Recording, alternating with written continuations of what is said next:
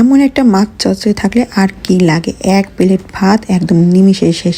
তো হুট করে মাছগুলো পরিষ্কার পরিচ্ছন্ন করে এখানে দিয়ে একদম চিকন চিকন কুচানো পেঁয়াজ দিয়ে দিলাম, কাঁচামরিচ আর দেশি টমেটো। এখন দিয়ে দেব এর ভিতরে তেল।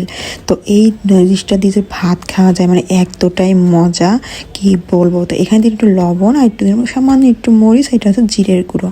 তো এখানে দিয়ে দিলাম পাকা পাকা কাঁচা মরিচগুলো কেটে, এতটাই ঘিরানি মরিচগুলো। আর এটা হচ্ছে আমারই গাছের কিন্তু বিলাতি ধনেপাতা। তো এটা দিয়ে খুব সুন্দরভাবে এটা হাতে মাখায় নেব। আর এটা মাখাতে মাখাতে আর একটু এখানে দিয়ে দেবো হলুদ। তো এটা মাখানো আমার প্রায় শেষ। এখন আমি এখানে দিয়ে দেবো হালকা একটু পানি, যেটা হাত ধোয়া পানি হয় আর কি। ওটা কত সুন্দর লাগছে না দেখতে, খেতে কিন্তু বেশ মজা। এটা দিয়ে গরম ভাত খাওয়া কি একটা মজা, কি বলবো।